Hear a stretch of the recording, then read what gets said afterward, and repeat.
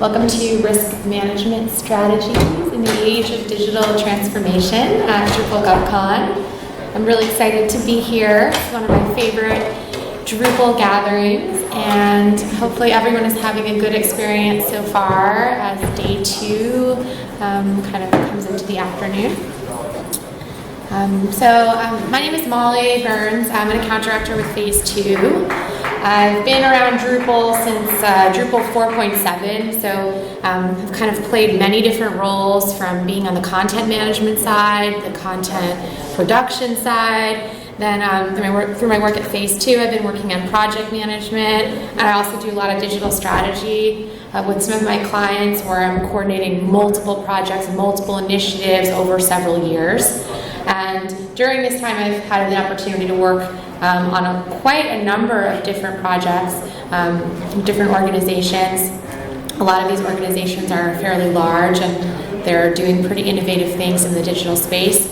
So I kind of, using this term, digital transformation, I'm sure a lot of you have heard that term, but I've kind of been in this process with a lot of my clients and had the opportunity to work through some really, really interesting problem spaces and solutions. So I'm going to share some insights that I've gathered over the years, and we can definitely have this be kind of an interactive presentation. If people have questions during the presentation, I'm happy to kind of jump in where possible. So definitely, don't be afraid to raise your hand if you want me to clarify something as I'm going through. Just a little bit about Phase 2, which is where I work. We build a lot of really trusted websites that you probably have interacted with over the years. And we do web development, but we also do digital strategy and design. And more recently, I've been noticing that we're really even doing some organizational strategy and organizational change, because we sort of have to do that to make our digital projects be successful. So that's kind of something that we've kind of jumped into more recently. So it's been a really amazing ride, and I've had a great opportunity to learn from a lot of amazing coworkers and a lot of incredible clients. So when people ask me what I do, I usually say I work in the internet. And for the most people, that's like fine. They're like, oh, okay, yeah, internet, like that seems like we need people to do that. And then some people ask me for more details. And they're like, oh, so you're a developer. I'm like, no. They're like, oh, so you're a designer. I'm like, no. And they're like, well, what else could you do in the internet? What does that actually mean? And so then I sort of have to sit back and I'm like, okay, this is going to be a little bit more of a longer conversation, because I work in the dark matter of the internet. So in between these sort of beams of light or stars, let's think of those as the things that are built, right? Those are the galaxies, those are the structures we can see. But majority of the universe here is like that's in our brains, so there's the small and the large. But the majority of the universe is actually the dark matter. It's the matter that's in between the light. And so that's a lot of the work that I do, is the people work, is the risk management, is thinking around the implications of decisions, and I like to call that the dark matter. So I'm going to walk you guys through some of my dark matter strategies to inform how I bring my experience and my frameworks to the table when navigating some of these projects. So a big change that we've seen in the last maybe 15 years, 15 years, especially as we're moving into content management systems, is this shift from static web to a dynamic web. So I think in Eaton's keynote earlier, he mentioned the webmasters, the people that were kind of managing the static HTML files and editing them. That was kind of one aspect of web, the history of website management that we've been through. But we're now in a place, in a time where we're working with these really dynamic systems, where we have content models, where we have content associations, where we have integrated taxonomy, where we have APIs over here that are triggering a action that's going to make something happen over here on the website. And so these are really dynamic systems, and they actually require a lot of thinking and a lot of collaboration, and also some different roles. There's actually people that are managing the website from a content management system perspective, and then there are people that are managing and writing the content to go onto the web, because that content now has the ability to be changed so frequently. There can be people that are actually developing that. So these new roles that have kind of emerged, and a lot of us are probably playing some of these roles in the day-to-day, weren't actually around a while ago. So we're really in this interesting place of like, okay, we're building dynamic systems. What does it mean to actually build these dynamic systems? So I know that I've been talking a little bit about dynamic systems and digital transformation, and that's kind of become a buzzword recently. I think we've heard a lot of people using that term, like digital transformation. It's definitely like a hot phrase of late. And I just want to kind of talk a little bit about kind of what that means in the context of the work that I do and the work that we all do. So the way that I kind of frame this is that the digital touch points that we are interacting with on a day-to-day basis with an organization, with a business, these are actually becoming more and more central to our experience with this entity. In the past, maybe we were going into brick and mortar stores and we were buying things, and our experience with the brand was the person we met at a retail shop. Now more and more commerce is moving online, so we're interacting with our Amazon shopping cart, for example, to do something that we wouldn't have done online even 5 years ago. So the digital transformation piece is that the decisions that we're making around digital are actually becoming more central to a lot of the entities that we're working with. So it's no longer just we do our thing and then we have a digital thing. It's actually the things we're doing digitally are the things we're doing. So this really is the profound shift, and we as professionals working in this space are actually central to that shift, because we're building some of these structures for content, for example, that we don't even know in 5 years where this structured content is going to end up. So really just kind of keeping in mind that you're not just building a website, or you're not just building 3 websites that talk to each other. You're actually building a digital identity for an organization, and that's pretty transformative. So in other words, it's like totally changing how we're doing business. And because this is happening, these digital initiatives are actually really tied into with the way organizations are changing. So I've worked with some clients, for example, and we've been working on a project, and I've said, okay, well, we helped you build this, DevOps automation system, but you actually are going to need to think about centralizing your development team, because before you just had all these developers working on different properties, but we built a central system that everyone could be on the same page about. But you actually maybe need to think about restructuring how your team is set up so that you don't have a redundant person on each project working on relatively the same thing. Maybe bring everyone together into one team. So when we're doing these digital projects, they actually have larger implications. And so being able to recognize what some of these are, and also recognize how sensitive some of these topics can be when you're undergoing a project.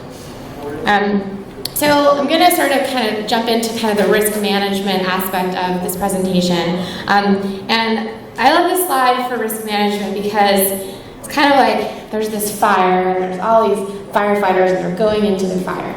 And so, it's like, we're managing a risk. So I actually think of this as like really like, okay, we're managing a fire, but risk management actually starts way before there's a fire. You want to be having conversations about risk, you want to be identifying risk. Like, you don't really want to get to this point, but you may get to this point, and when you do get to this point, you'll have strategies to help you through it. But we want to talk about how to engage in your project in a way that you're not going to necessarily be going through this on a daily basis. So the first thing that I want to talk through is when you're starting a project, is getting really clear about what your objectives are for the project and what your overall goals are for maybe it's a series of projects that you're going to be doing. And a big piece of this is kind of recognizing that it can be a little bit confusing in the beginning, right? We're talking about building something that doesn't exist. And so someone is trying to explain to someone else what their vision of something that doesn't exist yet is. And this is something that's not even just like a house, right? This is a website. So it's even more abstract from some of the models that we're used to engaging with. So taking that time in the beginning of a project to really ask the right questions so that you're always working to transmute any confusion into a state of clarity.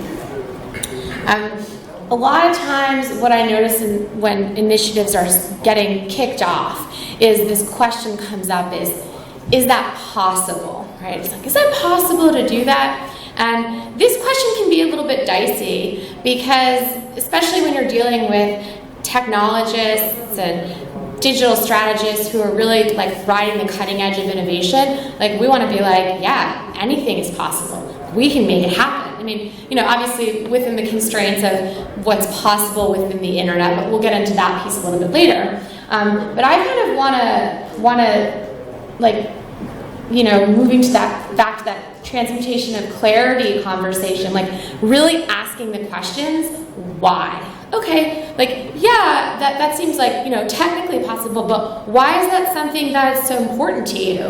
Why is that something that you need? Why is that going to make this initiative more successful? So really asking those why questions in the beginning of the project when you're really trying to tease out what those goals are, what are those kind of key founding principles that you're going to be continuing to work against is really, really critical for ensuring that you're going to have less confusion when you're moving through the project and continuing to ensure that people are on the same page.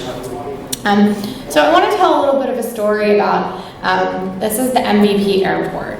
So I was doing a talk in Ecuador, and I was flying into rural Ecuador for Drupal Summit, and I noticed that the airport was under construction. And I was flying in April, and they said that the airport was opening in March. So I was like, okay, I'll buy my ticket, but this is a little dicey here about whether or not I'm going to be able to land at this airport. So I was able to land in the airport, and the runway was beautiful. It was asphalt, there was freshly painted, the plane was able to land safely, and this was what the airport looked like. This was the airport. Now, the key thing about this airport is, this is like an MVP airport, because the number one goal of this airport was being able to land a plane safely. And I landed safely, I felt safe, the runway was beautiful. And so this team really was almost practicing in real life in an actual construction project, some of this concept of this project planning. So they were able to land the plane. And so we want to be really clear about what our objectives are for a project, and we want to be executing the project to those objectives and continuing to keep everyone updated how that's tracking. And to say, yeah, we totally think it's important to build the gift shop, but we're all on the same page that landing the plane safely is the number one priority. So another piece of in kind of the beginning setup phase of the project is ensuring that we have assumptions we clarify those assumptions. Now, like, everyone makes assumptions a lot of times when you're trying to plan something out into the future. You're making an estimate. You're like, okay, well, we're assuming that the module in Drupal 8 exists. So we're assuming that, the team members on our client are available to meet with us weekly, right? We're making assumptions on creating a schedule, creating a project plan. And a thing that I think is really important that I do with a lot of my projects, a lot of my accounts, is to make sure that we're expressly stating those assumptions, we're like, okay, here's our plan. We're assuming that you're available to meet with us weekly. Oh, you're not available to meet with us weekly? Okay, well, we actually need to adjust the plan, and maybe we need to plan a 3-day meeting and then a bi-weekly touch point. We need to extend the schedule out 2 weeks to ensure that we have more time for feedback if you guys can't do a weekly cadence. So when you state the assumptions you're making, if someone has kind of an issue with that, or they're like, that assumption is incorrect, you have an opportunity to course correct your entire plan. So I think that the assumptions piece is really key when doing planning. And I work a lot with a lot of developers, and sometimes they're like, we don't have enough information. We don't have enough information to estimate this. And I'm like, okay, I totally agree with you. It would be great if we had X, Y, and Z information. But why don't you estimate it, but also make a list of all of the things you're assuming that you don't have the answer to that's informed your estimate. And so that framework really helps when you're trying to move quickly, and you're trying to move quickly with project teams to be able to put a plan together, and then you're coming back to reviewing your assumptions.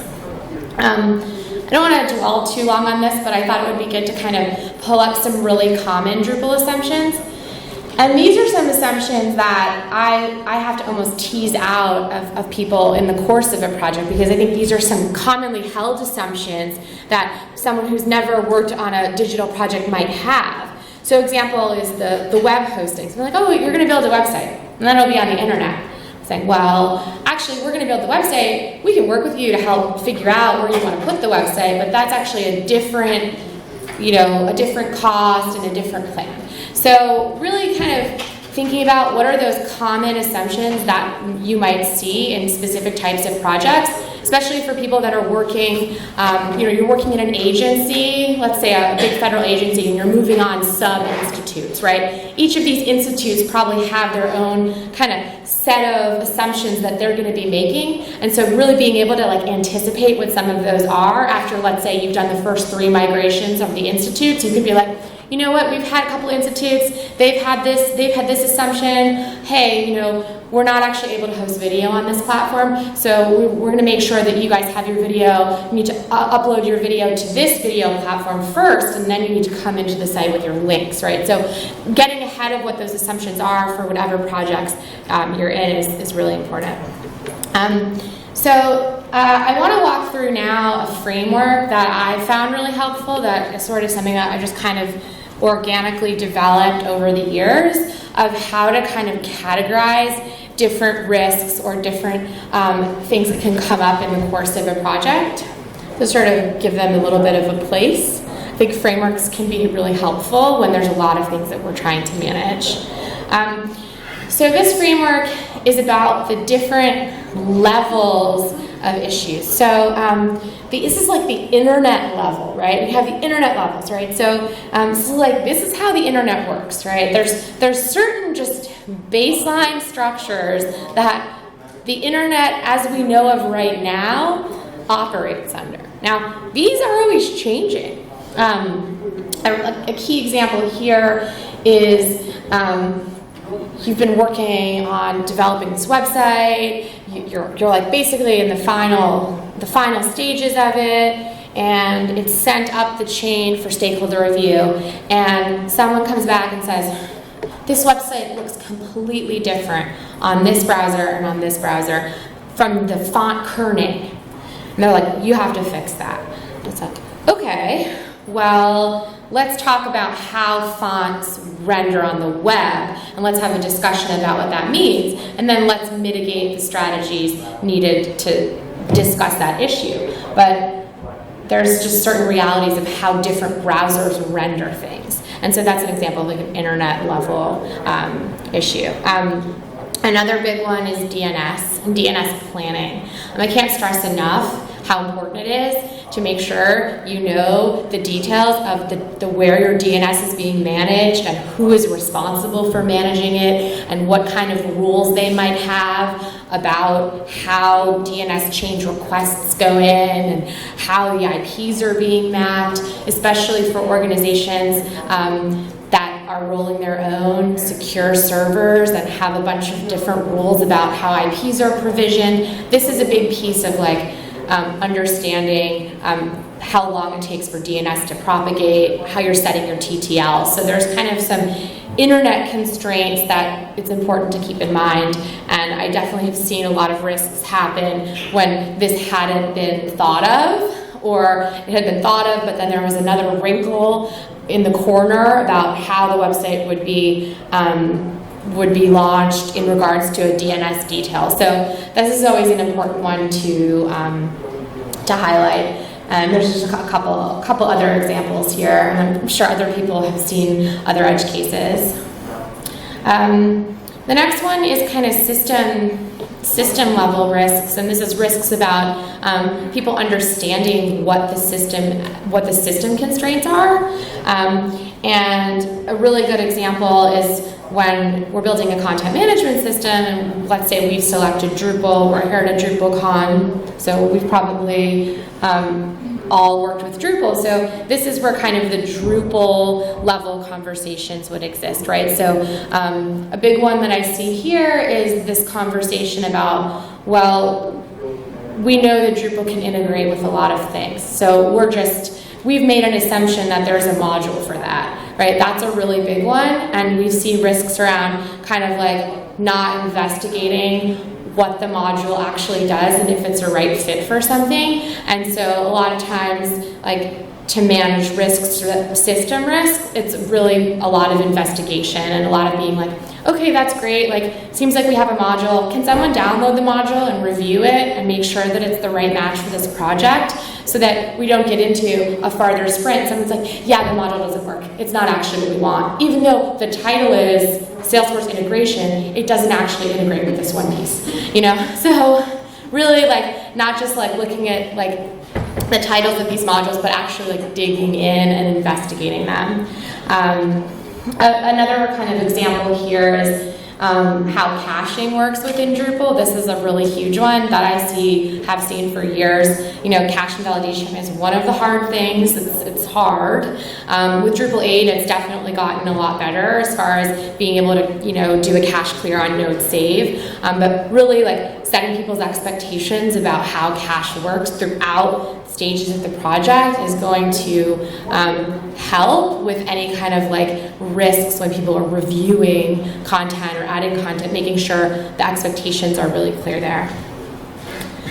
So there's a couple other examples, but you know, people wanting to change something in Drupal core. So a lot of times, like for managing the system level risks, it can be helpful to kind of ground people in a project about what system you're using and making sure people are on the same page about the basic structures of that system. Like, hey, we're using Drupal. It has a baseline of core. It's really like comes with a set of things.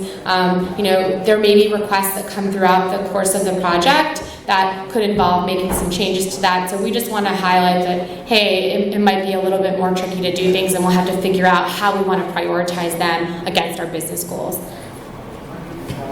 So the next kind of bucket in this framework are those business level problems, those business things that come up. And this, like, the TPS reports is kind of that sort of ubiquitous, office-y sort of process.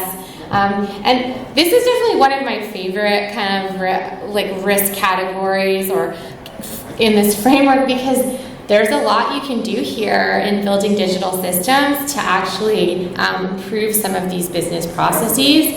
But it's also important to understand when something is needing to get dealt with on the business side versus, like, some people come with like, our organization is very disorganized. The new website is going to solve that problem.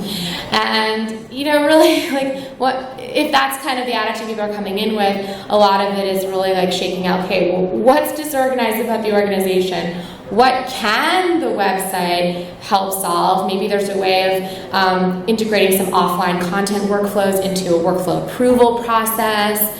There's definitely things that can be done here, but it's also important to understand and be able to recognize in the course of an initiative when something is really an organizational issue, that if someone has the expectation that the new website's going to solve it, they're going to be disappointed. And that's kind of where I found myself in the course of projects actually giving people advice on their organizational structure, because they've come at me with like, oh yeah, this is going to be fixed in the website, or we'll be able to address this here. And I'm like, oh, actually no, but I can see this just from being an outsider, that X, Y, and Z change you might want to make, that could actually really help. So, you know, it's not something that you have to do, and it depends on the relationship you've developed, but from my perspective, I want to see holistic success with the clients that I'm engaging in, and so that's when I will step into the business, especially if I've spent a long time getting to know what that business is, if there is something that I see a value that can kind of help work through that.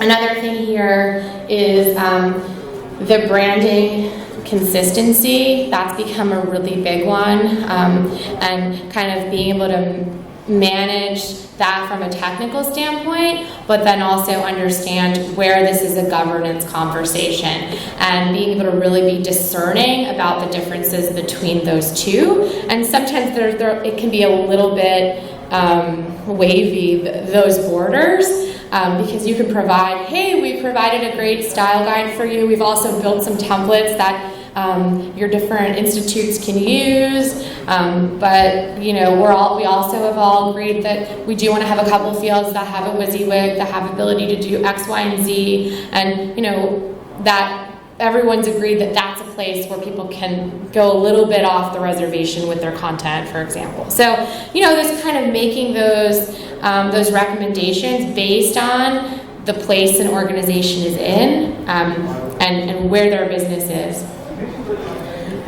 So lastly, is kind of the people, right? So this is at the core of all things we do, right? And this is when I talk about the dark matter. Well, really what that is I mean, it's also seeing the big picture and interconnections between systems, but a huge part of that is really working with people and really looking at some of the dynamics and the interpersonal dynamics between people in the course of these big projects, because they can really bring up a lot for people. We're talking about some systems that maybe someone's been working on a system for 15 years, and all of a sudden a vendor's coming in and they're rebuilding that system completely. Maybe some of the people that have been maintaining that system are feeling a little bit anxious about their ability to work with the new system, even though they might know, upside down all of the interworkings of their organization. They might be like, but I don't know this new technology.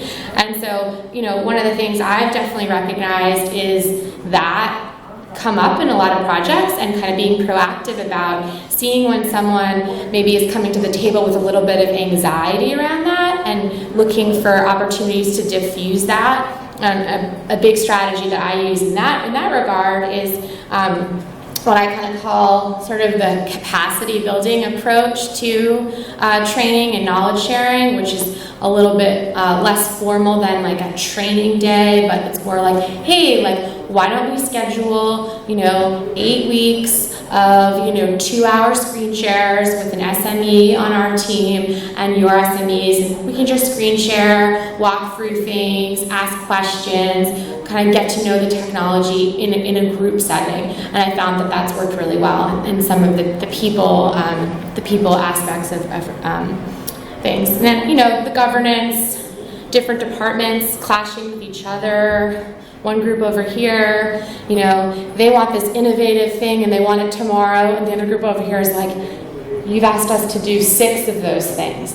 So, how do you come in as a vendor and kind of negotiate and work between groups? I think that that's a big part of what these projects offer an opportunity, just coming in from the outside and saying like, hey, you know what I'm noticing? There's a whole content workflow over here that this person is doing individually that we can automate on the website, but then there's also a couple of features that you guys are asking for that are part of the 2-year plan by the IT team, so it doesn't make sense to try to build them as a one-off right now. Why don't we agree on an interim solution? And so really understanding in the beginning of the project, talking to different stakeholders, getting to know the goals, and then figuring out how you can kind of bridge people into a kind of a common plan that has everyone's needs kind of addressed, even if their idea isn't the one that's moving forward, but that they're integrated into the process. Of course, there's always going to be unknown, so I also like to throw this in. There's things we won't know. There's all these different categories, right? But coming to the table and being collaborative and kind of having a plan of, meeting consistently to discuss risk, which I'll get into in a little bit, is a big part of like managing the unknown.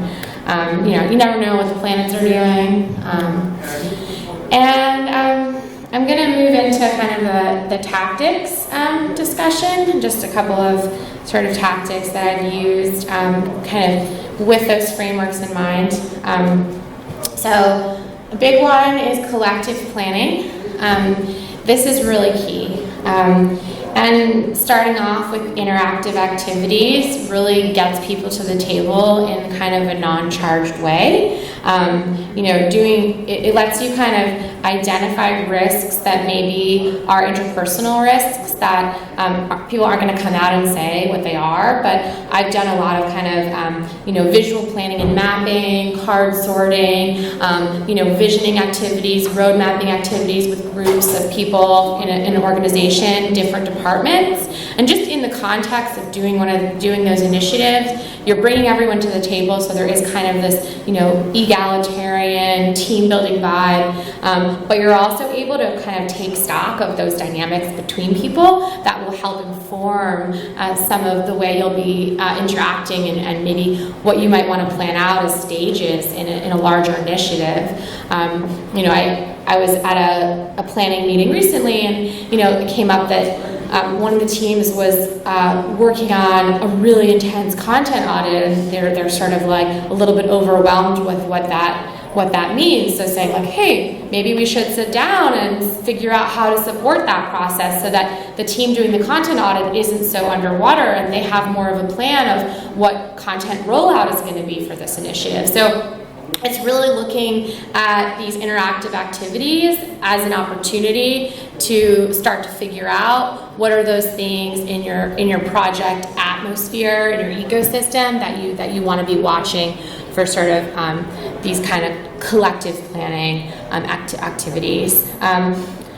A big one that I've been working with in the last couple of years is these sort of risk tracking, almost like risk tracking and collective discussions. And a big piece of this is having regular risk meetings. So it's like not meeting about risks when things are really charged, but actually meeting about risks on a weekly or bi-weekly basis, where it's just a forum for people to say, oh yeah, I was trying to go to sleep last night and I just kept getting this flash of this missing wireframe in my head, and I feel like we might be missing something in the wireframes. Can we add that to the list? Okay, like review wireframes, making sure we covered all the different use cases, or could be a risk, right? We want to say like incomplete wireframes. I don't know how we would actually state it, but these meetings really give a chance to people to voice stuff, and then also to start putting mitigation plans together earlier on in the process.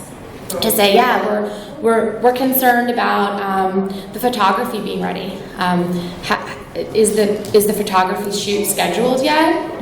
Someone's like, you know what? I need to follow up with our photographer. I'm going to put that as an action item. I'll let you know next week what the status is of that photo shoot, because if we don't have the photos that we need for these marketing landing pages, we're not going to be able to launch the initiative. So really kind of like using these meetings as an opportunity to be logging what those mitigation plans are. And then also who's responsible. Being like, this person is point, because they're going to be following up with the photographer. And then a fun thing also is the closing of the risk. So it's really fun when you're like, you get to close a risk. You're like, we mitigated that risk. So there really is a collective sense of like success And I worked on this with several different clients. And I remember one client, we started with the risk, and I said, we're going to do a risks meeting, because it's a very risky project. I said, we're doing this risk meeting. She was like, I'm so nervous for this meeting.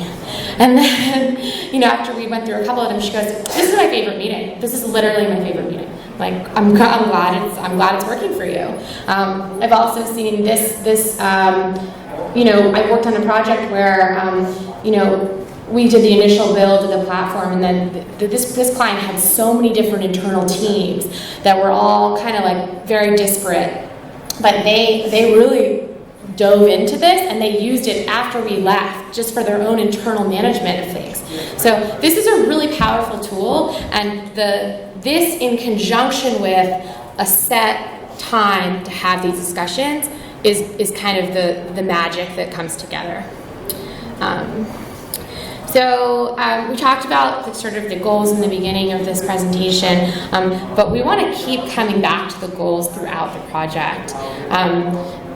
There definitely can be times where we're in the course of the build, or we're in the details, and we get a request in, or we're in the UAT process, and this is like one example. It's just like we want to add a bunch of customizable background images, which would be fine, except they've also said that they want this site to work for their rural users, which are a key demographic, and they're on DSL. So, bringing up the goals and bringing those goals back, even in these tiny little decisions that are being made in the course of the project, are going to make sure that your project is aligned.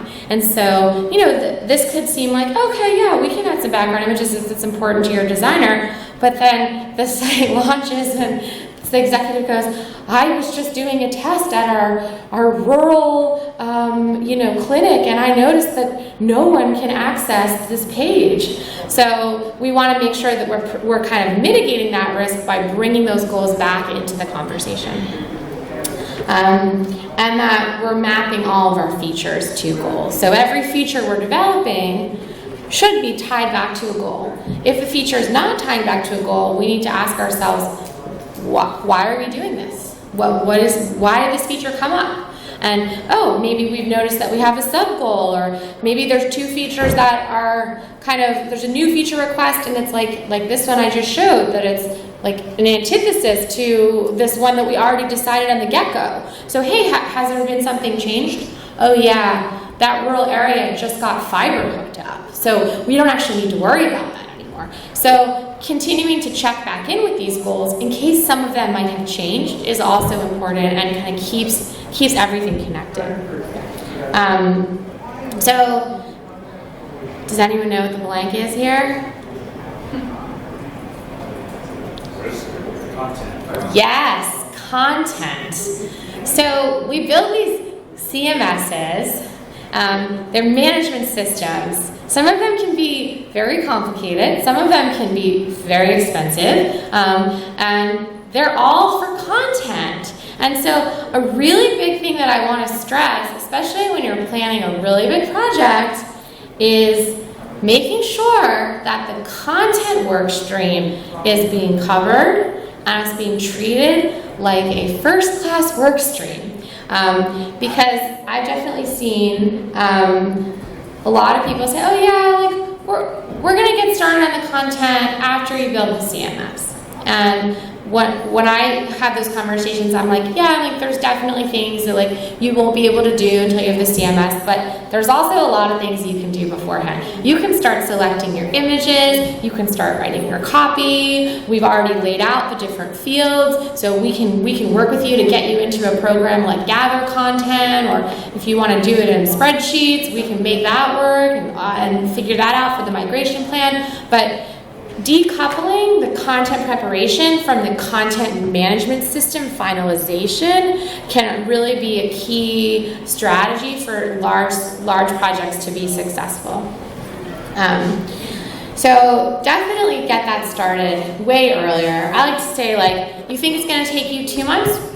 Give yourself 6 months. Really add more time on to the content, and make sure you have someone within the organization that is managing that, that's owning it. I've seen some projects be really successful when they have a really dynamic, engaging person who's managing this content work stream. So this is a key question that I'll ask. And it's like, okay, who's managing your content work stream, or who's managing the content rewrites? How are you doing that? Sometimes people work with an agency that does content writing or copywriting, but really asking those questions early on, kind of as we're building the system, making sure that that C is also taken care of. And some people work in organizations that it's all integrated and there's a team doing this and a team doing that, but just making sure everyone is on the same page about how these are being interconnected. Which brings me to dependency mapping. So this is really key when you're talking about a really big initiative, sort of like a digital transformation level, like, multi-year, long project, big launch. There's a lot of dependencies. And a big one I've seen in the dependency mapping has to do with integrations, right? Like, oh yeah, we're integrating with the system to do that. And I'll say, what system are you integrating with? Oh, we haven't decided yet. We know it's going to be a calendar system, but we don't know which one. So getting clear on, okay, who's making that decision? When are they making that decision? Is there any information you need from, a technical team to help you support understanding which integration is going to be the most effective for the timeline that we have or for your long-term goals, and kind of putting that all together. And so a big part of kind of managing these initiatives is finding out ways to be mapping these dependencies. Another one that I mentioned earlier is like the photography. Like, we can't launch the site until they have the new photography done. So in building those dependencies into your project plan, into your roadmap, allow people to understand where those points are needed and who's responsible for making sure that those dependencies are connected.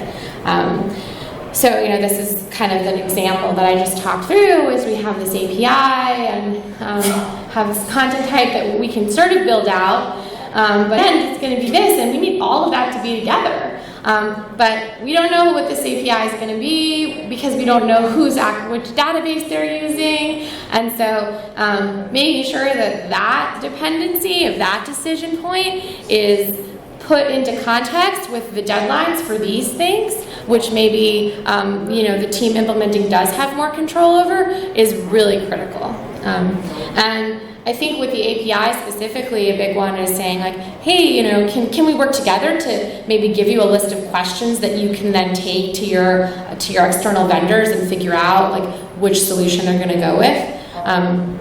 It's also this is also important when you're reviewing RFPs. I was part of a team that was responding to a very large government RFP, and they said, oh, the system must integrate with these 7 APIs. And in the question phase, the question that I actually asked was, what is the status of these 7 APIs? Can you please write what language they're in? It was a detailed question. And the answer that they came back with is, only 2 of these have been developed and they will be custom.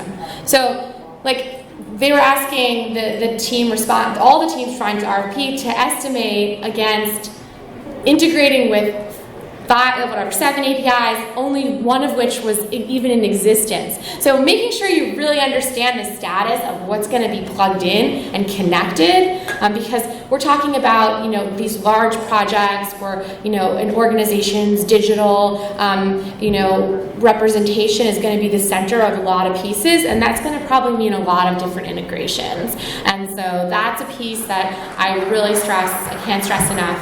Get those dependencies mapped, get them clearly defined, and understand who's responsible for tracking those decisions.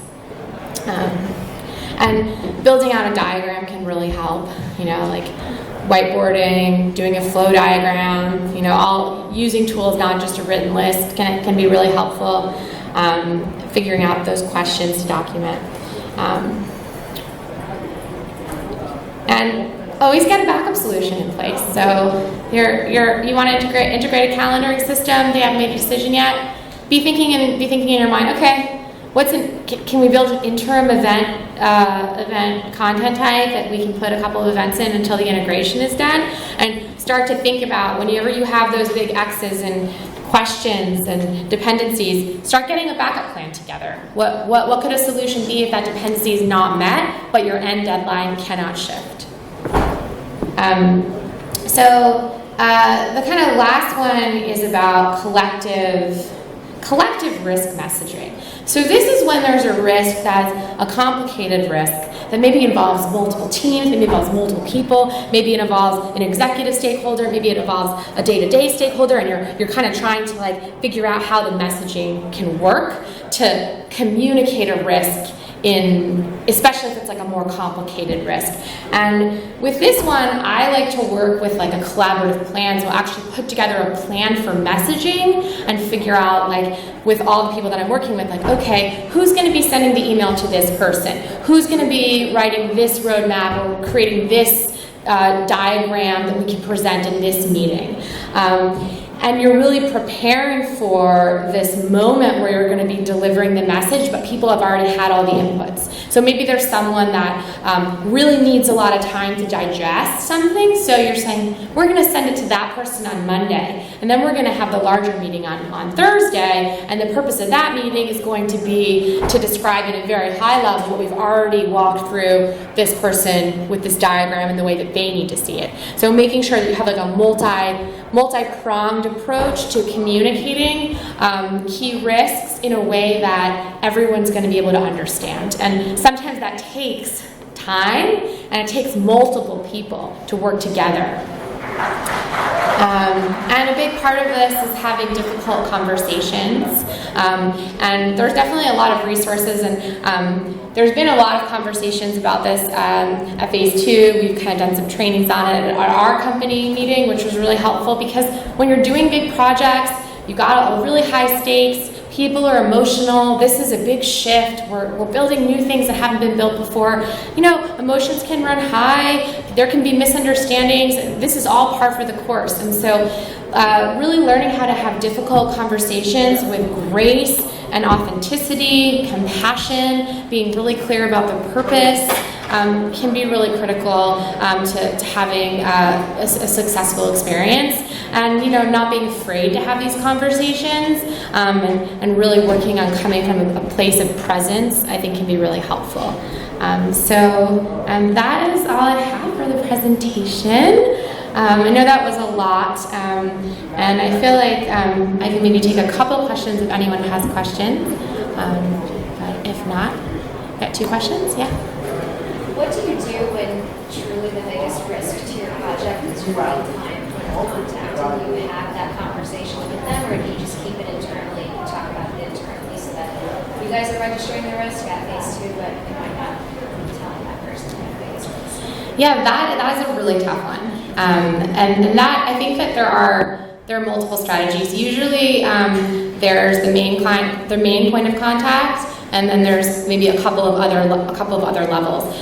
In the case that you know, it starts to become a real problem for the project, there's always that option to kind of go up the chain and have a larger discussion if needed. But we really try to work with who we're working with and put in place, why are they a risk, right? Are they a risk because they're missing meetings? Are they a risk because they're not showing up to meetings? Are they a risk because, why are they a risk? And then working to approach those things, right? Not just this person is a risk, but if this person can't make it to the meeting every week and they never come, well, hey, can we reschedule the meeting? Why don't we do that? So that would be kind of a way of not just making it about the person, but making it about what is the person doing that's causing the project to be at risk, and then addressing it from that standpoint.